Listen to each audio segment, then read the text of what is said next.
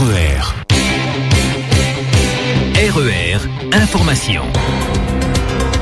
Et nous retrouvons tout de suite le journal présenté par Arnaud. Bonjour. Bonjour Benji, bonjour à tous. Une embarcation avec à son bord 2 personnes s'est échouée dans l'étang du Gaule ce vendredi après-midi à Saint-Louis aux alentours de 14h30. L'accident est dû à une panne moteur selon les premiers éléments.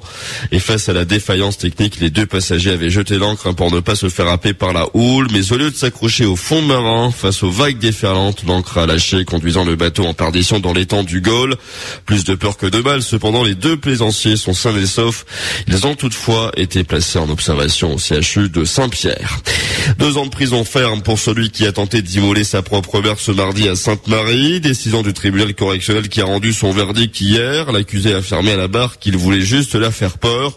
Pourtant, ce mardi, dans un moment de colère, il asperge d'essence de haut en bas et était prêt à l'embraser, à lui mettre à la main. Ce sont les voisins qui l'ont raisonné et alerté les secours.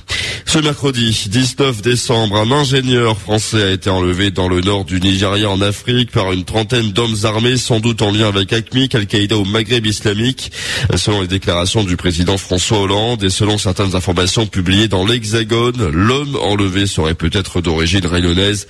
Information officieuse car elle n'a pas été pour l'heure confirmée par les autorités, l'identité de cet otage n'ayant pas encore été révélée.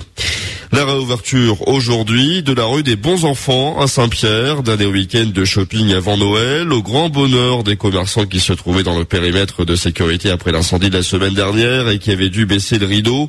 La portion de la principale artère commerciale de Saint-Pierre concernée sera rendue aujourd'hui à ses usagers.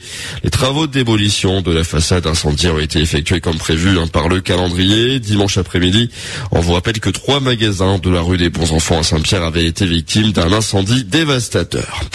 Les employés du service technique de Citroën restent mobilisés. Depuis le début de cette semaine, ils sont en grève pour protester contre la mise au chômage partiel imposée par une 60aine d'entre eux dès le mois de janvier prochain.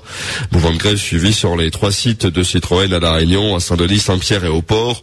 Une médiation est prévue avec les représentants de la préfecture et l'inspection du travail prochainement. Mais les salariés préfèrent rester en grève jusqu'à ce qu'ils aient obtenu satisfaction.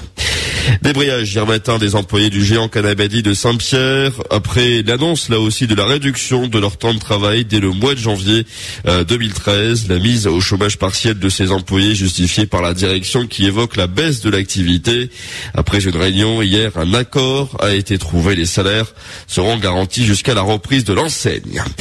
À Gilo, coup de colère, là aussi, les passagers de la compagnie Air Madagascar à destination de Diego Suarez ont monté le ton ce vendredi. Pris en otage dans le département depuis plusieurs jours, la compagnie repoussait à chaque fois leur départ, évoquant des problèmes techniques sur ses appareils. Hier, ils ont manifesté dans l'aéroport pour réclamer une solution d'urgence. Après une matinée de siège, cette solution a enfin été trouvée. Un Boeing 777 de la compagnie Air Austral a été affrété à destination de Madagascar. Le départ était prévu à 20h40 ce vendredi. Un ATR de la compagnie a aussi pris le départ hier. Une centaine de passagers sont restés tout de même sur le tarmac et ce vendredi par manque de place dans les 2 vols programmés. La compagnie rassure cependant, ils devraient arriver à destination aujourd'hui. À Saint-Louis, manifestation cette fois-ci des riverains du quartier de la Chapelle, réclamant des logements sociaux. Certains vivent dans des maisons insalubres, d'autres 5 dans des T2. Hier, ils ont montré leur ras-le-bol, surtout que des logements neufs ont été construits dans leur quartier et ils espéraient être ainsi relogés, mais ces logements ont été attribués à des personnes extérieures.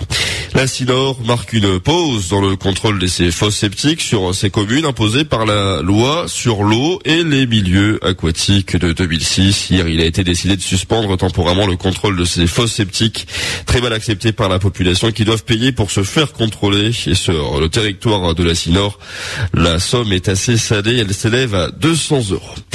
C'est la fin de ce journal. Merci à tous de l'avoir suivi et très bon week-end.